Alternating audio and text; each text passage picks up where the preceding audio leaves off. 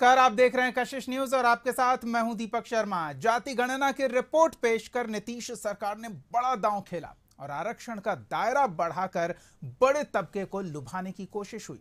हालांकि पटना हाईकोर्ट ने संविधान का हवाला देते हुए इसे रोक दिया। अब आगे क्या करना है, इस पर बिहार सरकार मंथन ही कर रही है कि 9 साल पुराने बिहार सरकार के एक फैसले को सुप्रीम कोर्ट ने न सिर्फ रद्द कर दिया बल्कि तल्ख टिप्पणी भी की। यह फैसला है तांती तंतवा जाति से जुड़ा, जिसे नीतीश सरकार ने अनुसूचित जाति यानी एससी कैटेगरी में डाल दिया था, लेकिन सुप्रीम कोर्ट ने इसे अवैध करार दिया है और इस बारे में राज्य सरकार के अधिकार पर ही सवाल उठाया, यानी आरक्षण वाले दांव पर प्रहार हुआ है। ऐसे में सवाल तो पूछेंगे कि अब क्या करेगी सरकार। और इस सवाल का जवाब देने के लिए हमारे साथ कुछ मेहमान जुड़े हुए हैं, उनसे आपका परिचय करा दें। हमारे साथ आरजेडी की ओर से पार्टी का पक्ष रखने के लिए मधु मंजरी जी जुड़ी हुई हैं, जेडीयू की ओर से पार्टी का पक्ष रखने के लिए अजीत पटेल जी जुड़े हुए हैं आपकी जगह, और साथ ही प्रवीण तांते जी हैं, पान तांते बुनकर महासंघ बिहार अध्यक्ष सह अनुसूचित जाति मोर्चा भाजपा बिहार प्रभारी। प्रवीण तांती जी के बारे में बता दें कि इस केस में हाई कोर्ट और सुप्रीम कोर्ट में इंटरवेनर भी रहे हैं, तो चर्चा की शुरुआत इन्हीं से करते हैं। प्रवीण जी, इस केस पर सुप्रीम कोर्ट का जो फैसला आया है, उस फैसले को जरा हमारे दर्शकों के लिए समझाइए कि इससे समाज पर क्या प्रभाव पड़ेगा, क्योंकि अब वो आरक्षण का वर्ग नहीं रहा जिसे राज्य सरकार ने 2015 में इस समाज को दिया था। देखिए, तांती तत्वा मुख्य रूप से जाति नहीं है, ये पेशा नाम है। तांत से कपड़ा बुने, इसीलिए तांती कहलाए। तांती तत्वा की मूल जाति पान है जी। ये पान जाति 1976 से बाय पार्लियामेंट अनुसूचित जाति के सूची में शामिल है।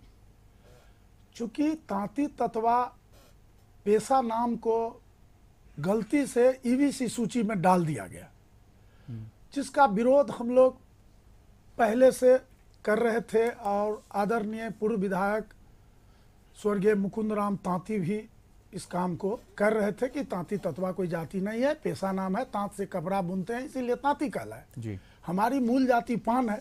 जिस लड़ाई को हम लोग बरसों से लड़े, सरकार को कहे कि भाई तांती तत्वा को ईबीसी सूची से हटा दीजिए ताकि यह जाति मूल जाति पान पर चला जाए जी। पान भारत सरकार के भी सूची में है और बिहार सरकार के भी सूची में। तांती तत्वा बिहार के सूची में जोड़ दिया गया तो भारत सरकार के भी सूची में 48 पर जोड़ दिया गया जी, ओबीसी सूची में।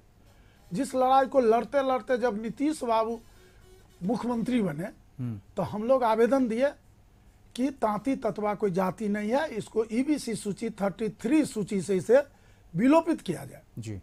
नीतीश बाबू ने पिछड़ा वर्ग आयोग को दिया इसकी जांच के लिए, तो जांच में आया पिछड़ा वर्ग आयोग जो संवैधानिक संस्था है और एटोनोमस बॉडी भी है, उन्होंने अपना पूरा जांच किया 38 जिला जी, और उन्होंने पाया कि तांती तत्वा वास्तव में कोई जाति ना है और इसकी मूल जाति पान है। उन्होंने सरकार को अनुशंसा की कि तांती तत्वा को ईबीसी सूची से विलोपित किया जाए ताकि ये अनुसूचित जाति है लेकिन सुविधा से वंचित है, इसे अनुसूचित जाति का पान जाति के रूप में लाभ मिल सके जी। सरकार ने अनुशंसा जो पिछड़ा वर्ग आयोग, अति पिछड़ा वर्ग आयोग ने किया, उसको कैबिनेट में पास किया विधिवत और उसको आयोग की अनुशंसा को लागू किया। 1/7/15 को उन्होंने नोटिफिकेशन किया कैबिनेट में पास करने के बाद और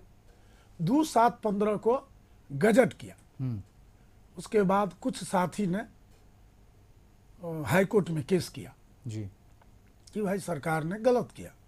हाई कोर्ट में हम इंटरवेनर बने, सरकार भी उस टाइम एडवोकेट जनरल पीके शाही जी थे जी, अपने ढंग से इस बात को जवाब हाई कोर्ट को दिए कि नहीं भाई कोई गलत नहीं हुआ है, हम लोग किसी जाति को एससी सूची में न जोड़े हैं। वहाँ ये हमारे जो साथी थे विरोध में, उनका कहना था कि संविधान 341 का उल्लंघन किया है बिहार सरकार जी, जबकि संविधान 341 का उल्लंघन बिहार सरकार नहीं की, चूंकि किसी नई जाति को एससी सूची में जोड़ा नहीं बिहार सरकार। पान पूर्व से ही अनुसूचित जाति के सूची में शामिल था और तांती तत्वा आयोग के अनुशंसा के आलोक में विलोपित हुआ, तो स्वतः वह मूल जाति पान पर चला गया और पान का सर्टिफिकेट मिल रहा था।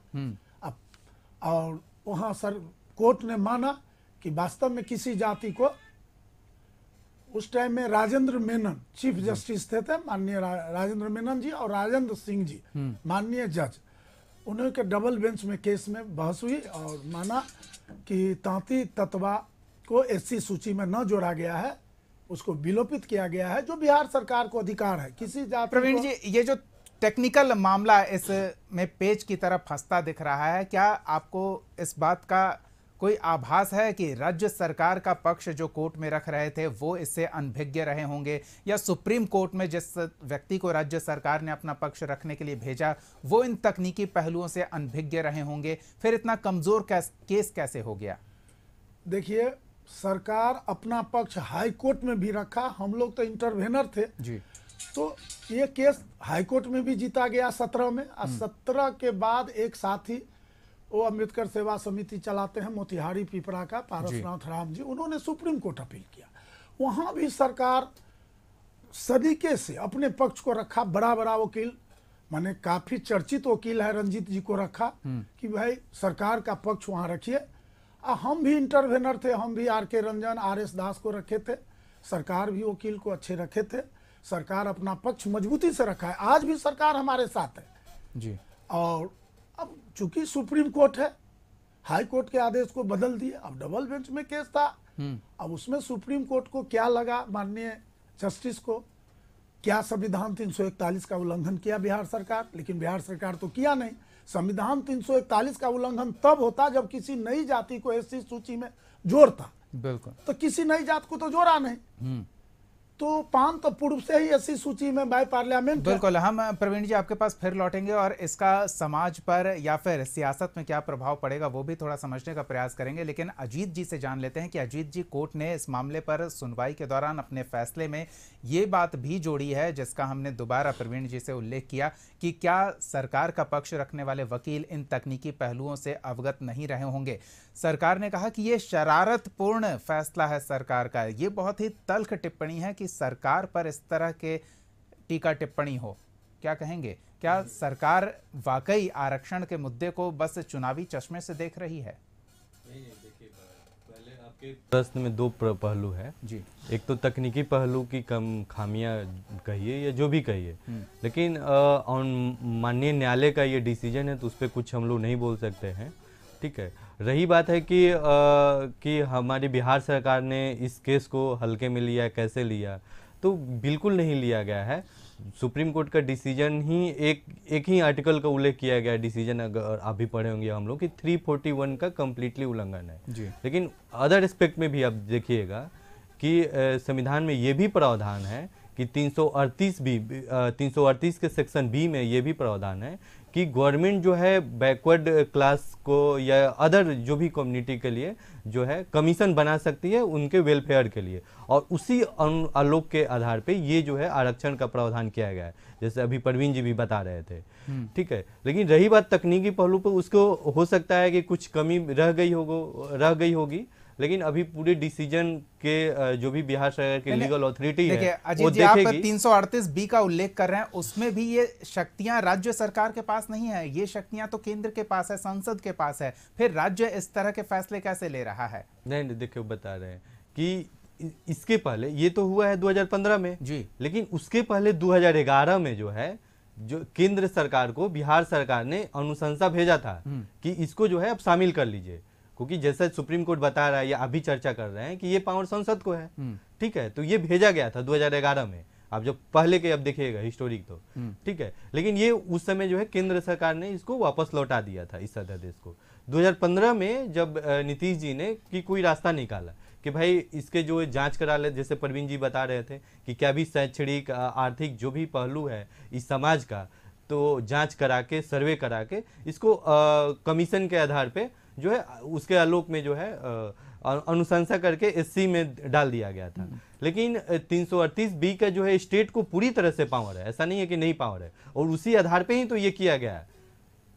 चलिए हम दूसरी पहलू, जैसे आप क्वेश्चन एक और पूछे थे इसमें, क्या सिर्फ लुभाने के लिए क्या किया जा रहा है? लुभाने के लिए था, ऐसा होता तो ये तो 2015 का बात है और डिसीजन आ रहा है 2024 में, यानी कि 9 साल 10 साल बाद। इस फैसले के बाद भी पार्टी चुनाव में गई थी, उसके तुरंत बाद चुनाव हुआ था और तो आप तो उसके बाद देखिए तो कितना चुनाव हुआ, 2015 के बाद भी तो चुनाव हुआ, 2015 के फिर बाद चुनाव होने वाला है ना, तो उसमें क्या नुकसान होगा? मधु मंजरी जी से प्रतिक्रिया ले लेते हैं। मधु जी, अजीत जी ने बोला कि सरकार ने एक रास्ता तलाशा कि किस तरह से केंद्र ने जब 2011 में, यानी कि यूपीए गठबंधन वाली सरकार थी, उसने राज्य सरकार के फैसले को वापस लौटा दिया, इस समाज के हित में लिया गया फैसला, जैसा अजीत जी कह रहे हैं।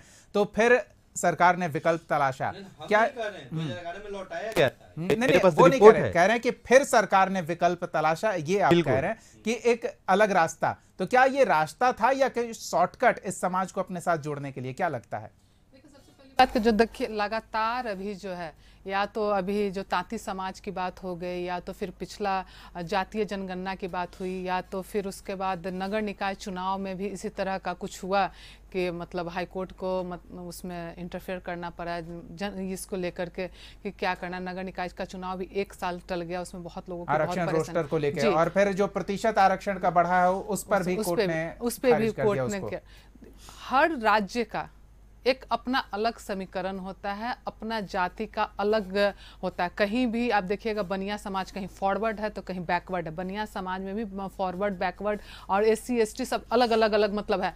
55 उपजाति में अलग है हर समाज में, या कुशवाहा को ले लिए, या तो हर जाति में अलग अलग, कुशवाहा में भी मतलब दांगी समाज को अलग किया गया है। और जहाँ हमारे भाई साहब जो बोल रहे हैं तांती समाज की बात बोल रहे हैं, तांती शुरू में कोई भी जाति जो वर्णों में बटा था तो उनके कार्य के रूप में ही बटा था। लोहार लोहा का काम करने वाला, बढ़ई जो है मतलब लकड़ी का काम करने वाला, कुशवाहा जो है खेत में काम करने, माली जो है फूल का काम करने, वैसे जैसे भी था वो मतलब उसी हिसाब से बटा।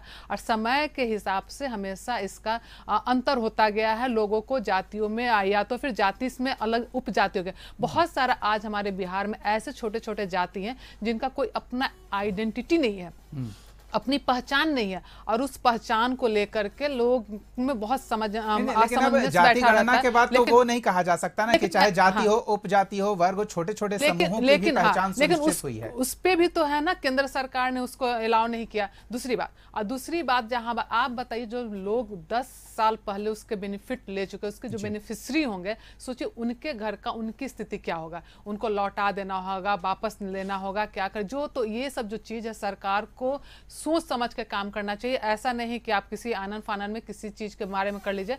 उनका अपना पैनल जो है, पैनल के साथ डिस्कस करके करना चाहिए कि आगे इसका रिजल्ट क्या होगा, क्योंकि जो आम जनता फैसला जिससे फायदा समाज को होता दिख रहा था, अब कोर्ट के फैसले के बाद उसका नुकसान समाज को होता दिख रहा है। क्या सरकार पर सवाल नहीं उठेगा? मधु मंजरी जी सवाल उठा रही हैं। अजीत जी एक छोटी सी प्रतिक्रिया आपकी ले लेते हैं ब्रेक से पहले। इसका मतलब है कि फिर आरक्षण नहीं देना चाहिए था?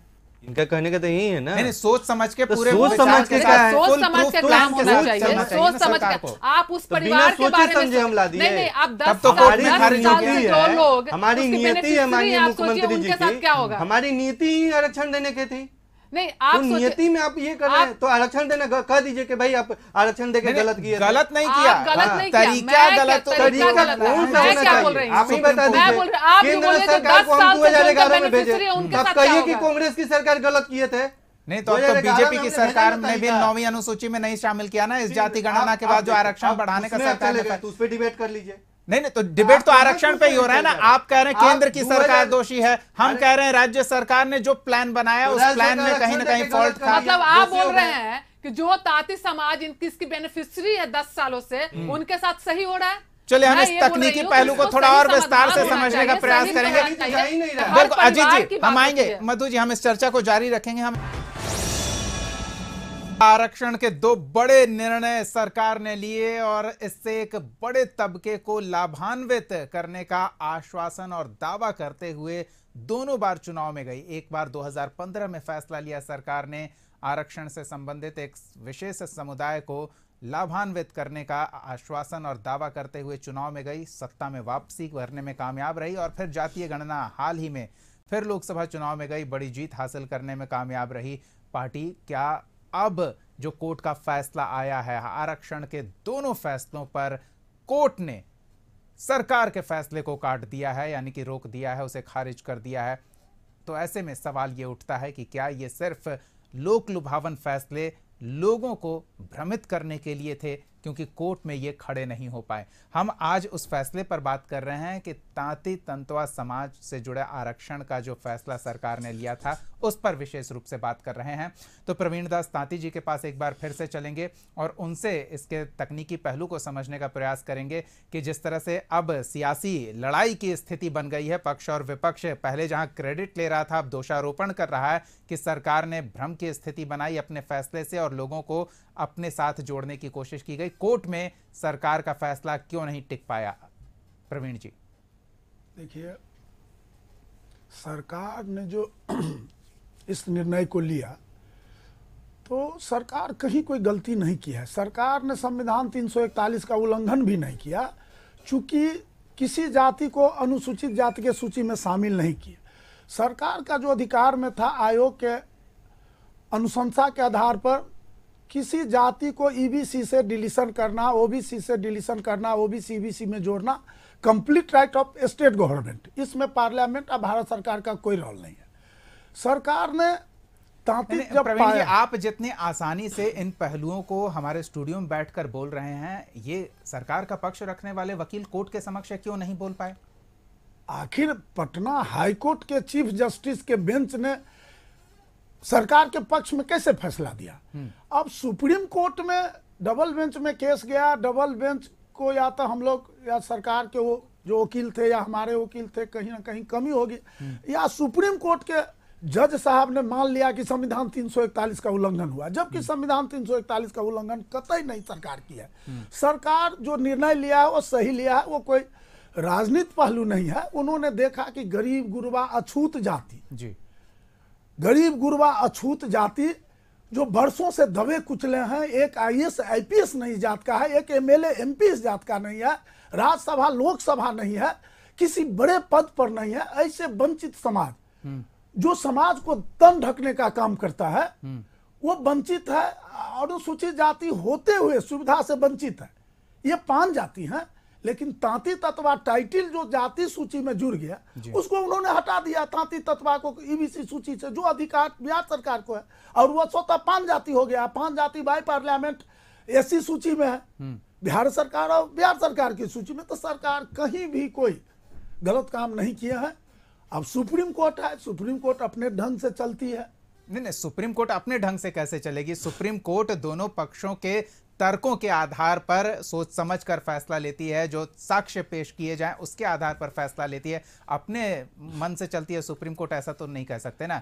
तो अब वहां हम ये देख रहे हैं कि क्या पक्ष सही से रखा नहीं गया, क्या तर्क सही से नहीं दिया गया, या फिर जिन तर्कों के आधार पर हाईकोर्ट में सरकार अपने पक्ष में, समाज के पक्ष में फैसला लेने में कामयाब रही, वही तर्कों को वहां दोहराया भी ठीक से नहीं गया। उसमें देखिए, इसमें ऐसा हुआ कि यह तो स्पष्ट है कि संविधान 341 का उल्लंघन सरकार ने नहीं किया। हाँ, नोटिफिकेशन में एक शब्द था समावेशन, वो बाय मिस्टेक उसमें आ गया। वही शब्द को सुप्रीम कोर्ट में विपक्षी वकील ने चलिए, अब जब गलती हो गई तो गलती को सुधारने की क्या गुंजाइश दिख रही है? अजीत जी से प्रतिक्रिया लेते हैं। अजीत जी, दोनों आरक्षण से जुड़े फैसले पर अब चुनाव से पहले सरकार पर यही आरोप लगेगा कि सरकार ने लोगों को भ्रम की स्थिति में रखा। केंद्र में सहयोगी साझेदार की सरकार है, तो 9वीं अनुसूची में अभी भी शामिल करने का मौका है, और ये तांती तत्वा समाज से जुड़ा दूसरा प्रहार सरकार पर हो रहा है। क्या सुधार की गुंजाइश दिख रही? दोनों मामले में जातिगत आरक्षण जो पे कोर्ट का डिसीजन आया और आज के जो डिसीजन आया कोर्ट का तांती वाले मैटर पे, दोनों आरक्षण में सरकार की नीति दोनों रूप से स्पष्ट है। माननीय मुख्यमंत्री नीतीश कुमार जी ने देखे होंगे, जातिगत जन में जब हाईकोर्ट का आया था तो उसमें जो है सर्वे करा के इस चीज को लागू किया गया था। रही बात है कि केंद्र में सरकार साथ में है 9वीं सूची में डालने का, तो हम लोग दोनों पहलू पे बिहार सरकार काम कर रही है। एक तो सुप्रीम कोर्ट में भी इस केस को लड़ने जो है अपील किया गया है, और 9वीं अनुसूची में भी डालने के लिए जो है प्रयासरत है। तो आरजेडी का रवैया क्या रहेगा? मधु जी से जान लेते हैं। सहयोगात्मक रहेगा, केंद्र पर दबाव बनाने के लिए अगर आंदोलन पे उतरना पड़े तो वो भी करेंगे? मधु जी?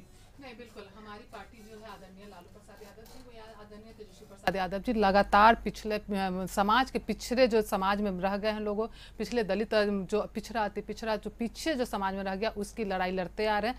लालू जी को बोला ही जाता है गरीबों का नेता, तो हम लोग इस पे मतलब इसका ये लागू रहे और केंद्र सरकार जो है इसको पास करके सदन में इसको पास करे। अगर केंद्र सरकार के हाथ में है तो केंद्र आदरणीय नीतीश कुमार जी साथ में है, दोनों डबल इंजन की सरकार है, तो हम उम्मीद करते हैं कि आदरणीय प्रधानमंत्री जी इस पे संज्ञान लेंगे और वहां से संसद से इसको पास करके और बिहार की जनता को, बिहार के गरीब जो लोग हैं, ताती समाज के लोग हैं, उनके पक्ष में खड़े होने का काम करना चाहिए, क्योंकि बिहार के लोग ने उन्हें बहुत मैंडेट दिया है और कहीं ना कहीं उम्मीद और आशा के रूप में देखता है। अगर ऐसा नहीं होता है तो हमारे जो बिहार के जो ताती समाज के लोग हैं, ताती तत्वा समाज के लोग हैं, उनके साथ बहुत ही नाइंसाफी हो जाएगा। तो बहुत जरूरी है कि सदन में इसको पारित करके इसको इसमें डाल करके और इनको जो इनका अधिकार से वंचित न करके इनको अधिकार मिलना चाहिए। जाए। अजीत जी, अगर ऐसा नहीं हुआ तो फिर क्रेडिट कैसे लेंगे? अभी तो क्रेडिट लेते हैं, कम से कम आरक्षण का क्रेडिट अब नहीं ले पा रहे हैं क्योंकि कोर्ट ने फैसला दे दिया, लेकिन करेंगे तो क्रेडिट कौन लेगा? का क्रेडिट तो ले रहे हैं, अब आगे क्रेडिट कैसे लेंगे? काम हम करेंगे तो क्रेडिट कौन लेगा? जनता क्रेडिट हमको लेने की जरूरत है। ऐसा काम जनता क्रेडिट देती है, कैसे लेंगे? लेने की जरूरत नहीं, जनता क्रेडिट दे रही है, देख रही है। 2015 में किए हैं और आज ये मैटर आया वो अलग बात है, लेकिन इसके पहले ही भी जातिगत रिपोर्ट सर्वे करा के हम लोगों ने 75% आरक्षण बढ़ाया है। वो भी कैंसिल हो गया ना, दोनों कैंसिल हो गया। कैंसिल होना वो अलग बात है, लेकिन काम करना, नियति अब देखिए ना, नियति देखिए नीतीश कुमार की, नीतीश जी की नियत और आप नियति पंचायती तो राज तब में है ना आरक्षण जब आप कौन दिया? सटीक काम कर पाए। पंचायती राज में आरक्षण कौन दिया? महिलाओं को आरक्षण कौन दिया? सब आरक्षण तो नीतीश जी दे रहे हैं। तो क्रेडिट लेने का जो जनता तो क्रेडिट दे रही है, तभी तो इतने दिन से शासन पे नीतीश जी को बैठा के रखी है। चलिए मधु जी कुछ कहना चाह रहे हैं। दोहरी नीति तो वही तो कर रहे हैं। इधर जो है नाम खाली है गाल बजाना। नहीं गाल बजाने की बात नहीं। आप बताइए, एक तरफ 5 से पहले राज्य सरकार कर रही है और केंद्र की सरकार उसमें काट रही है।